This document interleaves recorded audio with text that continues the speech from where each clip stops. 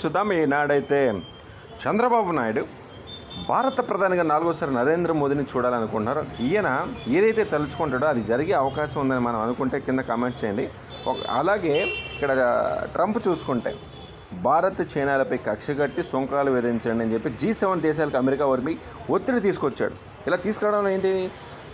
ఆర్థిక వ్యవస్థను చిన్నాభిన్నం చేయాలి, ఇండియాని నాశనం చేయాలి. ఇది ఇలా ఉంటే ఇక్కడేమో అల్పపీడనం బంగాళాఖాతంలో అల్పపీడనం 4 రోజుల వర్ష సూచన ఉంది. బంగాళాఖాతం ఏర్పడిన తర్వాత ఉత్తరాంధ్ర దక్షిణ ఒడిశా తీరంలో కేంద్రీకృతమైన 3 రాష్ట్రంలో 3 రోజుల పాటు వర్షాలు పడనున్నాయి. సో ఈ విధంగా అయితే ఉంది. ఉపరాష్ట్రపతిగా రాధాకృష్ణన్ ప్రమాణం చేశాడు. సో దీంట్లో రాష్ట్రపతి భవన్లో ప్రమాణం చేయించిన ద్రౌపది ముర్ము, హాజరైన ప్రధాని మోడీ, పలువురు ప్రముఖులు. సో ఇక్కడ ఇలా ఉంటే జగన్ అసెంబ్లీకి రావాలని చెప్పేసి పవన్ కళ్యాణ్ ఇలా డిప్యూటీ సీఎం ఎక్స్పెక్ట్ చేస్తున్నారు. ఎందుకని?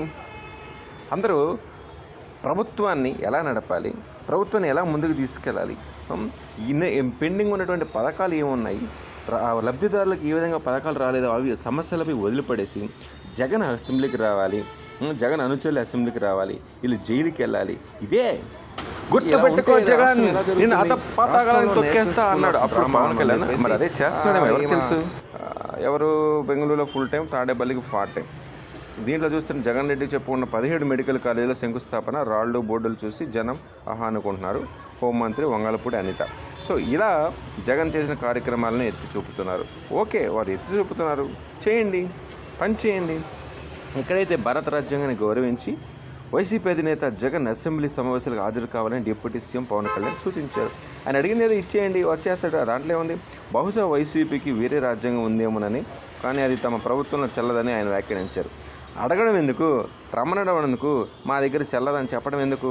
అదేదో సైలెంట్గా ఏమీ లేకుండా ఇప్పుడు ఆయన ఎన్నుకొని వస్తారు, తర్వాత మీరు వస్తారు, ఎవరైనా రావాల్సిందే కదా. దాని గురించి ఇది పేపర్ స్టేట్మెంట్, ముఖ్యమైన ప్రతిపాదనపై ముఖ్యమంత్రి చంద్రబాబుతో త్వరలో చర్చించినట్టు ఆయన వెల్లడించారు. సో అది ఈ విధమైన మెయిన్ పేపర్లో, సూర్య పేపర్లు అయితే ఇవాళ ఉన్నాయి. నేతన జ్ఞాపక బకాయిల చెల్లింపు. సో ఇక్కడ చూసుకునే ధాన్యం సేకరణ పక్కా ప్రణాళిక.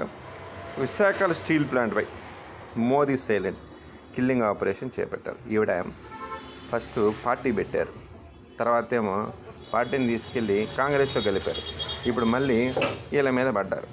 సో దీంట్లో ఆపరేషన్ అది ఎవరు చేస్తున్నారు? నిజం చెప్పండి, ప్రజలు ఈనాడు తెలుసుకోవాలి. ఆపరేషన్స్ అనేవి పెద్ద పెద్ద వాళ్ళే ఆపరేషన్స్ చేస్తున్నారు. ఆపరేషన్స్కి సంబంధించినటువంటి బయటికి రాకుండా దానికి ఏ విధమైన లబ్ధి ఉందో దాని ప్రకారం వాళ్ళు వెళ్తూ ఉన్నారు. మనకి ఇవన్నీ మనకు తెలియదు. వార్తలు చూస్తాం, వార్తల అనుగుణంగా మనం చదువుకుంటూ వెళ్ళిపోతాం.